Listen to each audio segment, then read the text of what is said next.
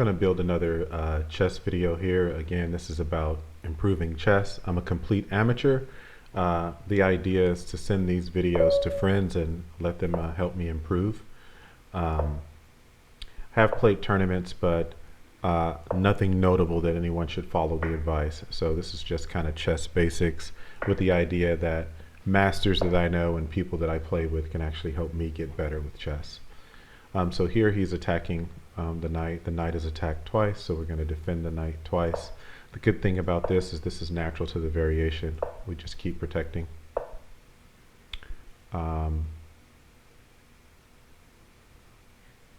Here I think the bishop goes, you have that famous V pattern where the bishop is protecting a lot of things, and obviously we're going to castle here.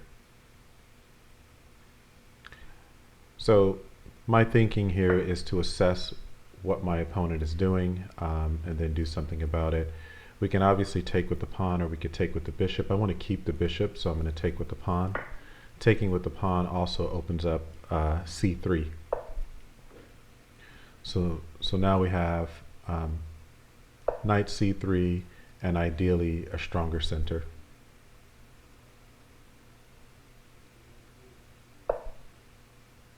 I kind of feel like he didn't know what to do, so he did that move. It's not like there's a knight that's going here.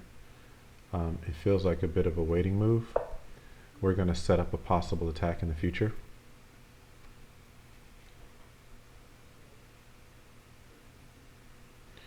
So when the bishop is on e2, you really take away the tempo that they normally gain by pinning the knight or sort of attacking a piece. So he's got to figure out where this bishop can go. I mean, it can go here. Obviously, if it goes here, he gets attacked. But there's not much for it to do. And the usefulness of this bishop being here is interesting because we can play h3 when we wanna, and we don't have to do it this second.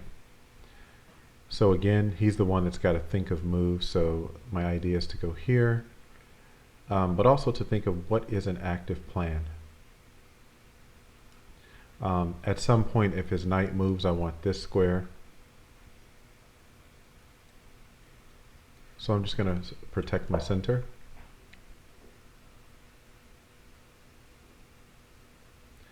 I think white is better developed, so I'm forcing him to come up with a move with the idea that I can exploit any mistake that he is likely to make. Right, what does he do with his pieces? Not a good square, not a good square, not a good square, so now he's lashing out. And so the question is, does this push do anything? Do I care? F4 is very interesting here.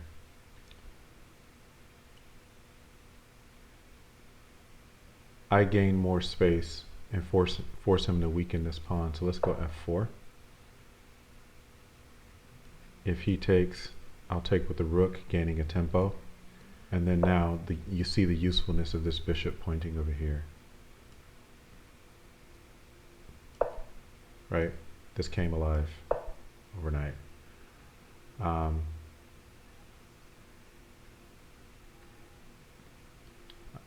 feel like a tempo on the queen doesn't hurt.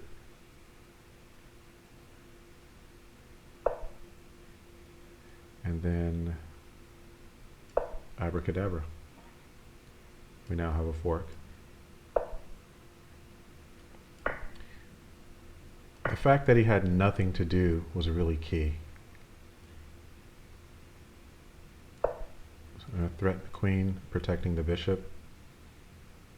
This is protected. We can bring this rook over so there's no shenanigans. And perhaps we go here and further threaten his queen. Right, so it looks like we pick up an exchange.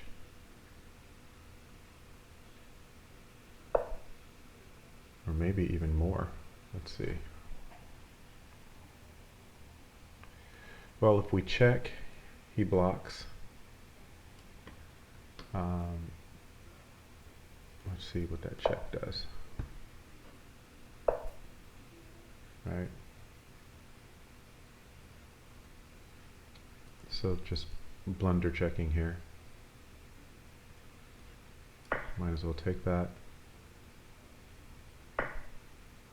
And I feel like this is kind of a very dangerous move. Obviously I can take here, take his queen and consolidate, but I don't think I need to do that. I think I can play this position a little slower.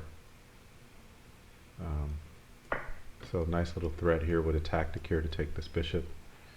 For all intents and purposes, this is over. We can also take this guy.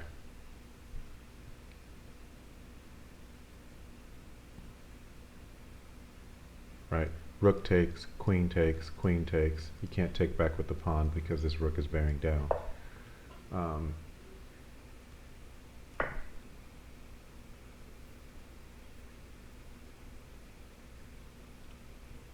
Resigns is probably his best move. There we go. So, good game.